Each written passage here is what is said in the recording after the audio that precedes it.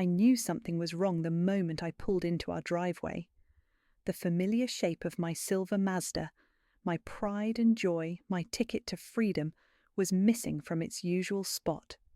My heart started racing as I jumped out of the Uber, scanning the empty space where my car should have been. My name is Sophia, and I should have known better than to trust my family. Again. "Dad?" I called out, pushing open our front door.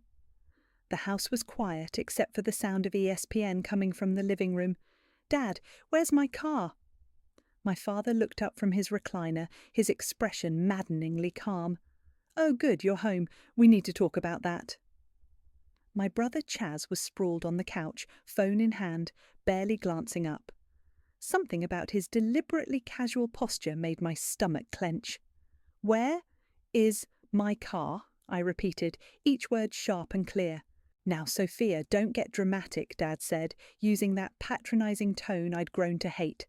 "The family needed to make some adjustments. Your brother's divorce is getting complicated, and the lawyers are demanding more money."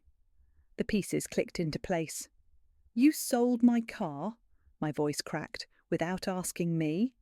"Sold is such an ugly word," Chaz piped up, still scrolling through his phone. "Think of it as redistributing family resources." I wanted to scream. That car represented 3 years of saving every penny from my nursing school job, 3 years of double shifts and missed parties, 3 years of independence. "You had no right," I whispered. "That was my car. I paid for it." "We're family." Dad stood up, his voice hardening. "Family means sacrificing for each other.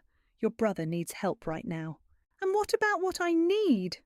The words burst out before I could stop them. "How am I supposed to get to my clinical rotations? To work?" "You can take the bus," Chaz suggested helpfully. "It's better for the environment anyway." I wanted to throw something at his smug face.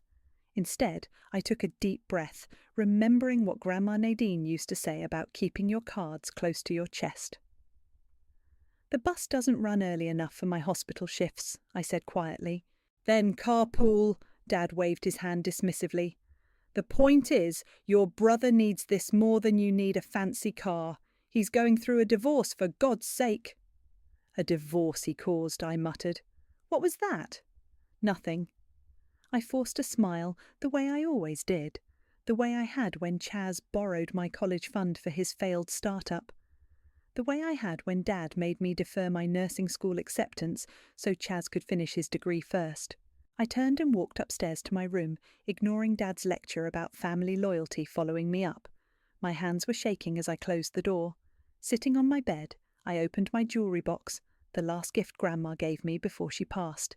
Inside, beneath my meagre collection of costume jewellery, lay a folded piece of paper I'd almost forgotten about. Grandma's cabin deed. "Keep this safe," she'd told me with a wink. "You never know when you might need it." I unfolded the paper carefully, scanning the legal text until I found what I was looking for. My name. Just my name. Not Dad's, not Chaz's. The family cabin, our precious summer getaway spot, Dad's pride and joy, Chaz's party palace, was mine. All mine. Downstairs I could hear Chaz laughing at something on TV, probably already planning his next vacation at the cabin with money from my car. Dad's voice joined in, and my fingers tightened on the deed. For the first time in years, I felt something other than resignation, something hot and fierce and dangerous. I carefully refolded the deed and tucked it away. Then I pulled out my phone and Googled how to sell property quietly. Sometimes karma needs a little help, and I was done being the family doormat. They wanted to talk about sacrifices? Fine, let's talk about sacrifices. I smiled, and this time it wasn't forced at all. "Pass the potatoes, Sophia," Mum said, her voice artificially bright, "and tell everyone about your new carpooling arrangement." I stabbed a potato with more force than necessary and handed over the bowl. The weekly family dinner felt especially suffocating tonight, 3 days after my car disappeared. "There is no arrangement," I said flatly. "I had to call out of my hospital shift this morning because I couldn't get there." "Oh, honey, don't be so negative." Mum reached across to pat my hand. "I'm sure something will work out." Something already worked out, Chaz announced, helping himself to seconds. The car money helped cover my lawyer's retainer, and guess what? I'm planning a huge party at the cabin next month to celebrate being single again. I nearly choked on my water. You're celebrating your divorce with my car money? Don't start, Sophia, Dad warned. Your brother's been through enough. Yeah, it's been rough, Chaz sighed dramatically. But the cabin always cheers me up. Remember last summer when you trashed the place and I spent 2 days cleaning up after your friends? I cut in. Yeah, I remember. My phone buzzed. A text from my best friend Kaya. Did you tell them yet? No phones at dinner, Dad snapped. I tucked my phone away, thinking about the property records I'd pulled up earlier. The cabin deed was ironclad. Grandma had left it solely to me in her will. My family had either forgotten or never bothered to check. Speaking of the cabin, Mum brightened. We should all go up there soon. Sophia, you're so good at organising. You can handle the planning. Of course she can, Chaz smirked. It's not like she has a car to go anywhere else. Something in me snapped. Actually, The doorbell rang. Mum jumped up. That must be Penny. I invited her to join us. You what? Chaz's fork clattered to his plate. My soon-to-be ex-sister-in-law walked in, looking uncomfortable but determined. Hi, everyone. Sophia, could I talk to you privately after dinner? Absolutely not, Dad stood up. Penny, this is a family dinner. I'm still family until the divorce is final, Penny said coolly, and Sophia's the only one who bothered to check on me after everything happened. After you abandoned our son, Mum muttered. After I caught him cheating, Penny corrected, with my best friend, using money he borrowed from Sophia. The dining room went silent. I stared at my brother. You used my car money to pay divorce lawyers because you cheated. Chaz had the grace to look embarrassed. It's complicated. No, it's really not, Penny said. Sophia, can we talk? Outside? I pushed back from the table. Dad started to protest, but I cut him off. I'm done eating anyway. Outside, Penny hugged me tight. I'm sorry about your car. Kaya told me what happened. Yeah, well, apparently it's complicated, I mimicked Chaz's tone. It's not complicated. It's bullshit. Penny looked me in the eye. How long are you going to let them treat you like this? I glanced at my phone, at Kaya's waiting text. Actually, I might have a plan. Good. Penny squeezed my arm. Whatever it is, I'm in. They need to learn actions have consequences. Back inside, Chaz was holding court about his cabin party plans. We'll invite everyone from college, make it a whole weekend thing. Sophia will help organise, Mum added cheerfully. Won't you, honey? I smiled, thinking about the real estate agent I'd contacted earlier. Sure, Mum. I'll make sure everything's perfectly arranged. That's my girl, Dad nodded approvingly. Always thinking of family. My phone buzzed again. Kaya. Agent called. Buyers are interested. Moving fast. I looked around the table. At Mum's forced cheerfulness, Dad's condescension, Chaz's entitled grin. They had no idea what was coming. Hey, Chaz, I said sweetly. For your party, maybe don't invite too many people. You never know what might happen. He laughed, missing my tone completely. Don't worry, sis. The cabin's basically indestructible. I caught Penny's eye, and she raised an eyebrow. I gave her a tiny nod. The cabin might be indestructible, but my family's comfortable little world? Not so much. The location is absolutely perfect, Victor Jenkins said, walking the perimeter of the cabin. My clients have been looking for exactly this kind of property. Private, well-maintained, amazing views. I trailed behind him, trying to ignore the memories flooding back with each step. Grandma teaching me to fish off the dock, late night stargazing on the deck, the one place I'd always felt truly seen. And you're sure you want to sell? Victor turned to face me. Family properties like this, they usually have a lot of emotional attachment. I'm sure. I handed him Grandma's will and the deed. Everything's in my name. I have full authority to sell. He reviewed the documents carefully. These all look in order. My clients can move quickly. They're looking for a summer home they can move into right away. My phone chimed with Dad's third message of the day.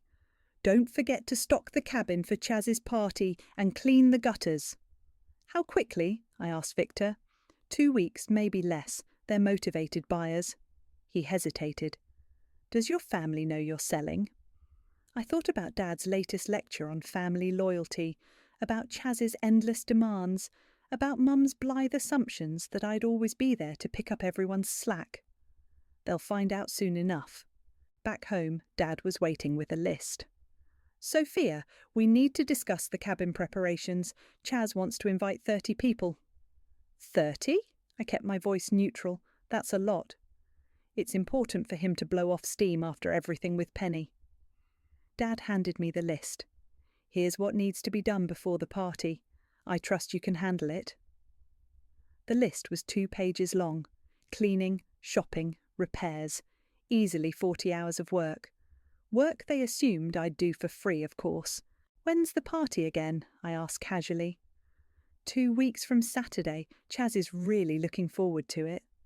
2 weeks. Same timeline as Victor's buyers. Perfect. "I'll take care of everything," I promised.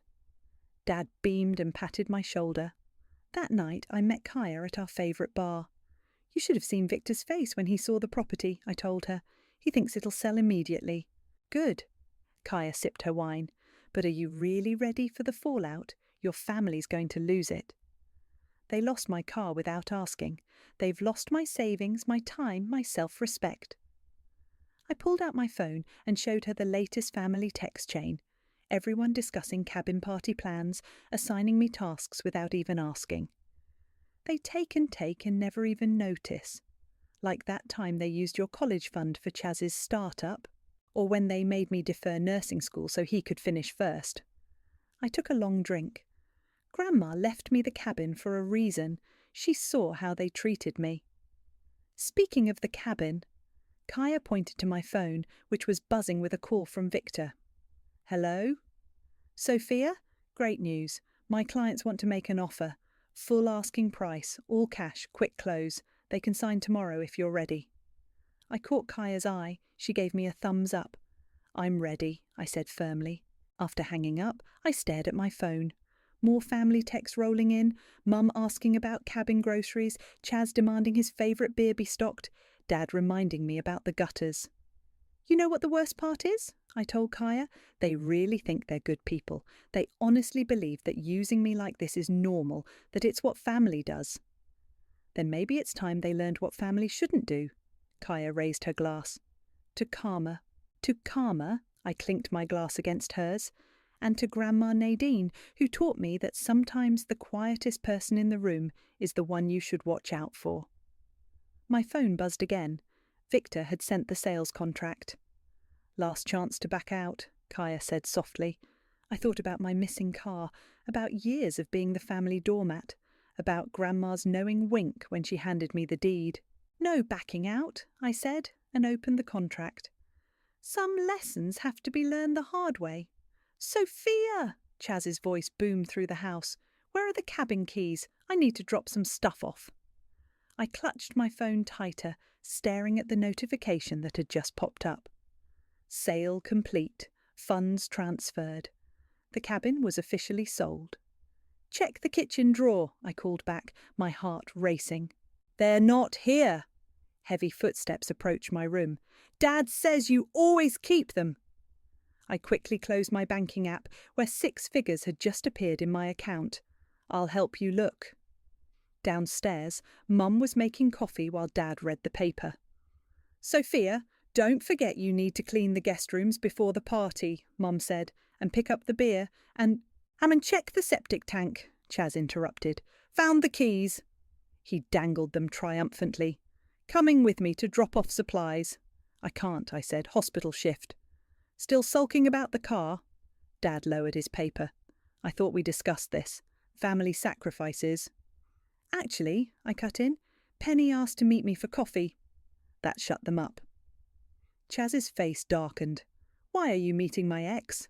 "Because unlike some people, Sophia understands loyalty," Penny said from the doorway. Mum had never gotten around to taking back her key. "You can't just walk in here," Chaz sputtered. "Watch me." Penny grabbed my arm. "Come on, Sophia, let's get out of here." Outside, Penny's car was running. "Perfect timing," I said. "I really need to escape them right now." "I know. Kaya told me about the sale." She pulled away from the curb. "How does it feel?" "Terrifying, amazing, terrible." I showed her my bank balance. "It's really done." "Good." Penny's grip tightened on the steering wheel. "Want to know why I really left Chaz?" I thought, the cheating. That was part of it, but you know what the last straw was? She pulled into a coffee shop parking lot. He took out a loan in my name without asking, for that stupid start-up of his, said it was fine because we're family now. My stomach dropped. Like my car. Like your car, like your college fund, like everything they take from you. Penny turned to face me. "They won't stop, Sophia. They'll keep taking until there's nothing left." My phone buzzed. "Dad, don't forget to stock firewood at cabin. Chaz needs it for party." "They're going to hate me," I whispered. "Maybe, but you know what's worse than being hated? Being used." Penny squeezed my hand. "How long until they find out?" "The new owners move in next Saturday, same day as Chaz's party." Penny's eyes widened. That's perfect, actually. They'll all be there. 30 guests, according to Chaz, plus family." My phone buzzed again. Mom this time, with more cabin demands. "You're really going through with this?" I thought about the keys Chaz had just found. Keys that wouldn't work anymore after tomorrow's lock change. About the party supplies they were dropping off at a cabin that wasn't theirs. About years of being the reliable one, the responsible one, the one who always said yes. "They sold my car without asking," I said firmly. "Seems fair they find out about the cabin the same way." Penny grinned. "Want some company next Saturday? I'd love to see their faces." "You'd do that?" "Honey, I'd sell tickets." She pulled out her phone. "Let me text Kaya. We'll make a day of it." My phone lit up again. Chaz. "Cabin's freezing. Turn on the heat remotely." I stared at the message, at the entitlement behind it. The casual assumption that I'd drop everything to fix his problem, just like always. "No," I typed back. "Handle it yourself." Penny read the exchange over my shoulder and laughed. "Look who finally grew a spine." "Yeah," I said softly. "Guess I did." My phone started ringing. Dad's number. I declined the call. "One more week," Penny said. "Think you can keep it together that long?" I thought about the new owners, already planning their move. About the look on my family's faces when they realised what I'd done. About Grandma Nadine, who taught me that sometimes the best revenge is simply standing up for yourself. "One more week," I agreed. "Then everything changes." "The party starts at 3, Mum said, handing me another shopping list. "You'll be there early to set up, right?" "Of course." I took the list, adding it to my growing collection.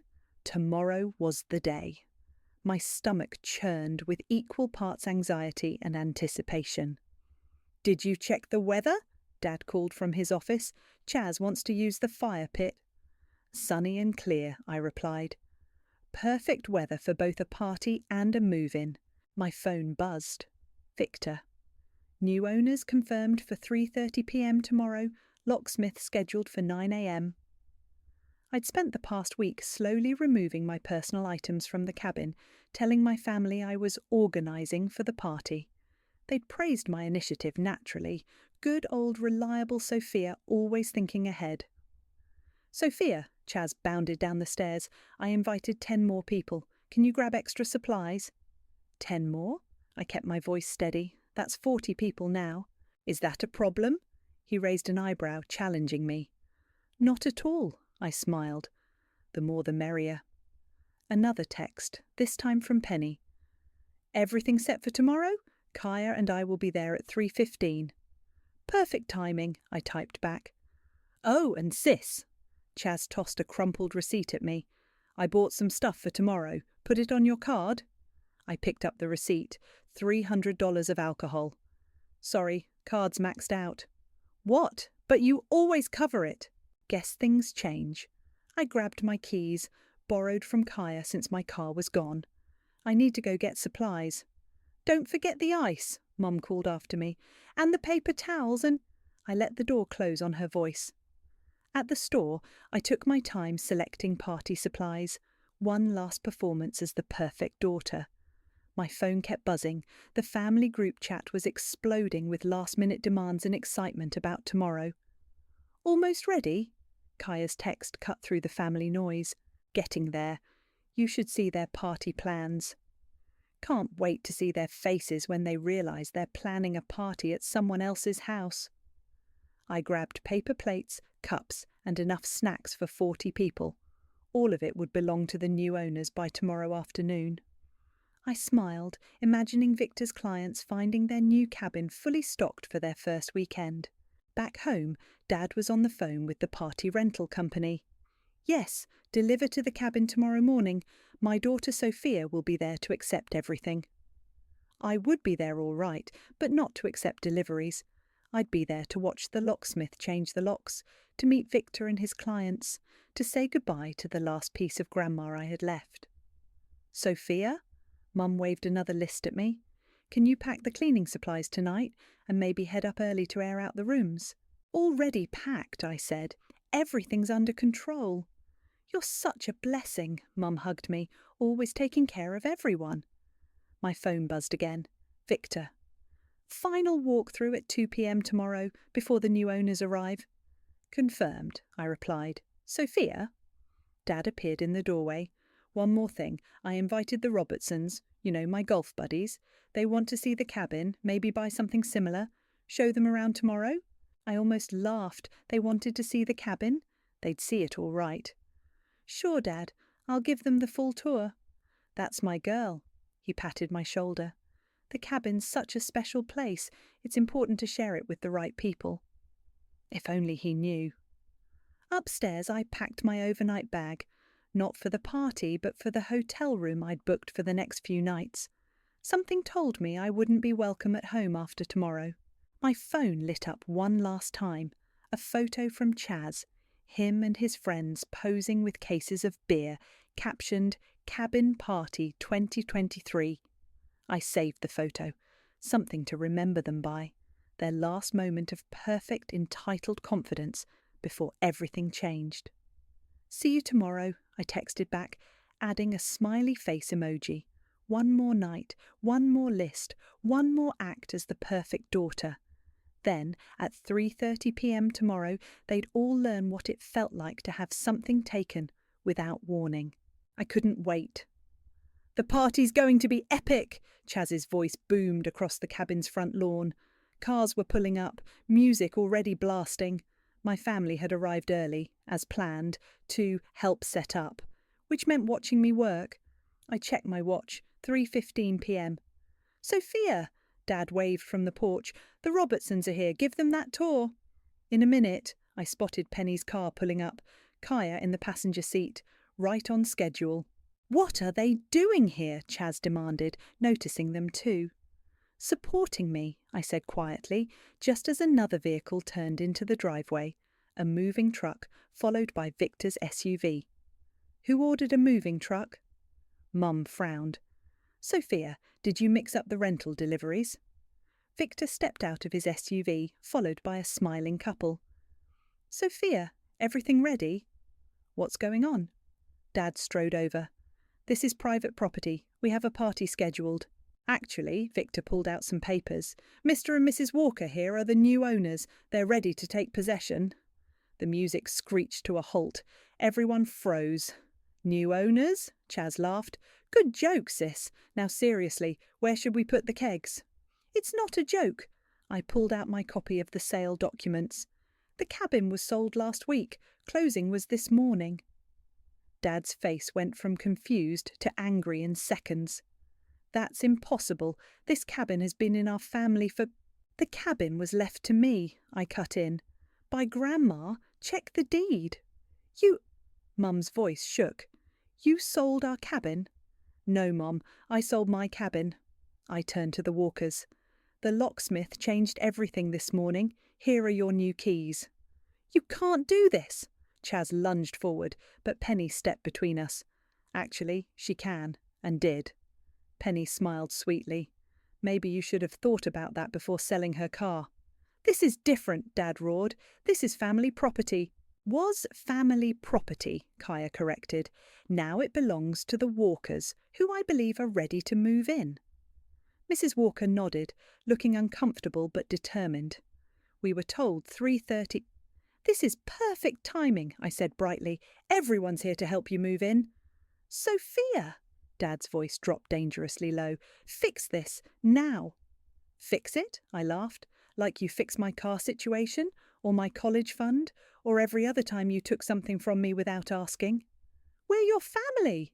And I was your daughter, but all you saw was free labour and an emergency fund for Chaz. The party guests were arriving now, clustering in confused groups around the lawn. The moving truck drivers waited awkwardly by their vehicle. You ungrateful little... Chaz started forward again. Careful, Penny warned. Remember who pressed charges last time you got violent? He stopped short. Mr. Walker, Dad turned to the new owners, switching to his business voice. I'm sure we can work something out. Name your price. The sale is final, Victor interjected, all legal and binding. Sophia had full rights to sell. Sophia, Mom was crying now, how could you do this to us, to your brother? The same way you did everything to me. My voice was steady. Without asking, without warning, without caring how it would affect my life. The moving truck drivers started unloading boxes. Party guests began slowly returning to their cars, sensing the celebration was cancelled. You'll regret this, Dad promised darkly. No, I said, I really won't. I turned to the Walkers. The cabin's fully stocked for your first weekend. Consider it a housewarming gift. The views from the deck are amazing at sunset. This isn't over, Chaz snarled. Actually, it is. I pulled out my phone, showing them the banking app. The money's already been transferred. The deed's already changed. The locks are new. It's done. Where are you going to go? Mum asked tearfully. I glanced at Penny and Kaya, who stood firmly beside me. Somewhere where family doesn't mean sacrifice, at least not just mine. As I walked to Penny's car, I heard Dad shouting about lawyers, Chaz cursing and Mum sobbing. But for the first time in my life, I didn't turn back to fix their problems. The cabin wasn't mine anymore, and neither were their expectations. You sold my cabin, Dad's voice echoed across the lawn, stopping me before I could reach Penny's car. The cabin I built with my father. I turned back slowly. The cabin Grandma owned, and left to me. Because she was sick. She wasn't thinking clearly, Mum rushed forward. She would never have wanted this. Really? I pulled out my phone, played the video I'd been saving. Grandma's face filled the screen, recorded 3 months before she died. Sophia, sweetheart, her voice rang clear and strong. I'm leaving you the cabin because you're the only one who truly loves it. Not as a status symbol, not as a party house, but for what it is. Don't let them bully you about this. It's yours to do with as you please. Chaz lunged for my phone, but Kaya intercepted him. Touch her, and I'm calling the police. You planned this. Dad's face was purple with rage. All of it. The party, the timing. Like you planned selling my car? I stepped closer. Or using my college fund? Or every other time you took something from me without asking? We gave you everything, he roared. No, I gave you everything. My voice matched his now. I gave up my dreams, my savings, my time, my self-respect, all for this family. And what did I get back? More demands, more guilt, more family sacrifices that somehow only applied to me. The remaining party guests were openly staring now. The Walkers had retreated to their SUV, watching the drama unfold. Your brother needed, Mum started. My brother needed consequences. I cut her off. He needed to learn that actions have repercussions. Instead, you taught him that Sophia will always fix everything. Sophia will always pay. Sophia will always sacrifice. Is that what this is? Chaz sneered, teaching me a lesson. No, Penny stepped forward. This is her finally teaching all of you a lesson about respect, about boundaries, about what happens when you push someone too far. Stay out of this, Dad pointed at Penny. You're not family anymore. Neither am I said quietly. Not after today, and you know what? That's okay. You can't just walk away from family, Mum pleaded. Watch me. I turned to the Walkers. The master bedroom has the best view of the lake. Grandma used to say it was like waking up in heaven. Sophia Mann, Dad's voice cracked like a whip. You will fix this right now, or what? I spun back. You'll take my car? Oh, wait, you already did that. My savings, gone. My time, my energy, my love. You took it all, piece by piece, year after year. What's left to take? Silence fell across the lawn. Even the moving truck drivers had stopped to watch. I never, Mum's voice broke. We never meant. You never meant to hurt me. You never meant to take me for granted. You never meant to treat me like an ATM and a maid rolled into one. I laughed, but there was no humour in it. Your intentions don't matter anymore. Your actions do. The lawyers, Chaz started, will tell you the same thing Victor did. The sale is legal. The cabin is gone. I pulled out Grandma's old keyring, the one they'd used for decades, and tossed it at their feet. Just like my car, just like my savings, just like your power over me. Dad stepped forward, his face dangerous. You ungrateful little... Choose your next words carefully, Penny warned, her phone already dialing. The police are one button away. He stopped, fists clenched. Mr. and Mrs. Walker, I called out. The cabin's all yours. There's a bottle of champagne in the fridge. Grandma's favourite. She'd want you to have it. You'll regret this, Chaz spat. No, I said, looking at each of them in turn. I'll regret all the years I spent letting you treat me like this. I'll regret not standing up for myself sooner. But this... I gestured to the cabin, to the moving truck, to my shattered family. This I'll never regret. I walked to Penny's car, Kaya beside me. Behind us I could hear Mum crying, Dad cursing, Chaz threatening.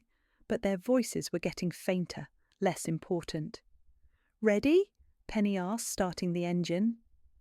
I looked back one last time, at the cabin, at my family, at my old life.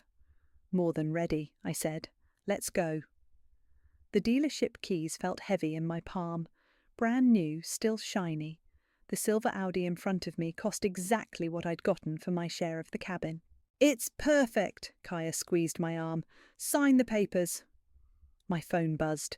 Another legal threat from Dad's attorney. I declined the call.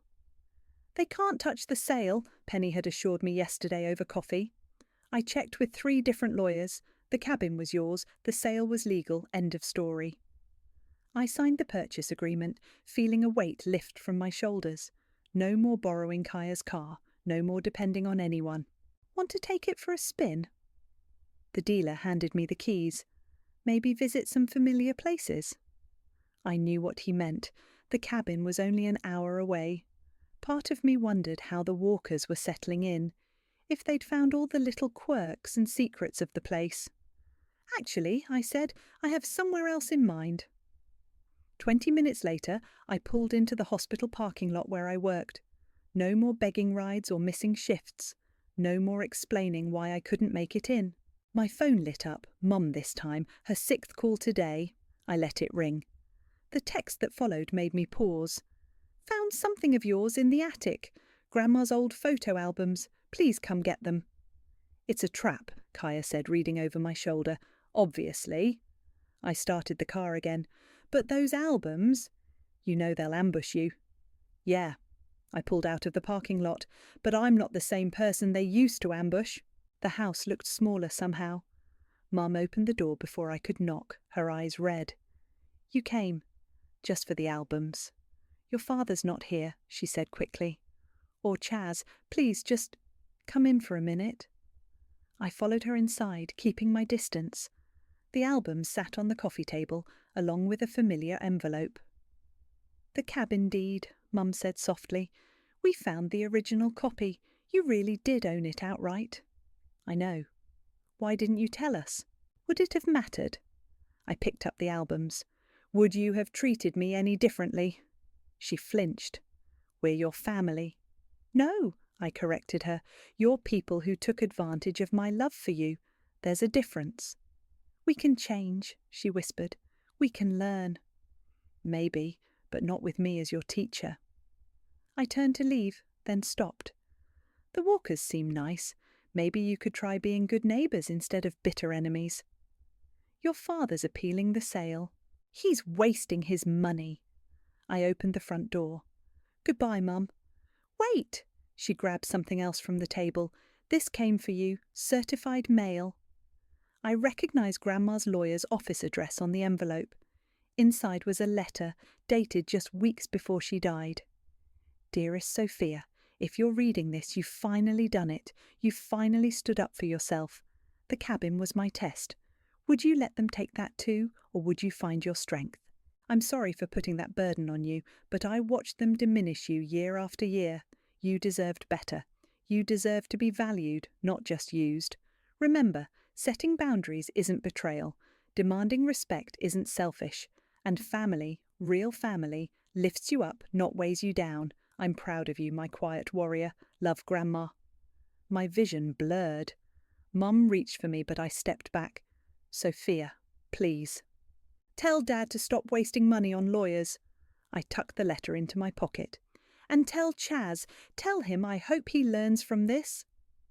Outside, my new car gleamed in the sunlight. The sight of it filled me with something I hadn't felt in years, possibility. My phone buzzed one last time. A text from Victor.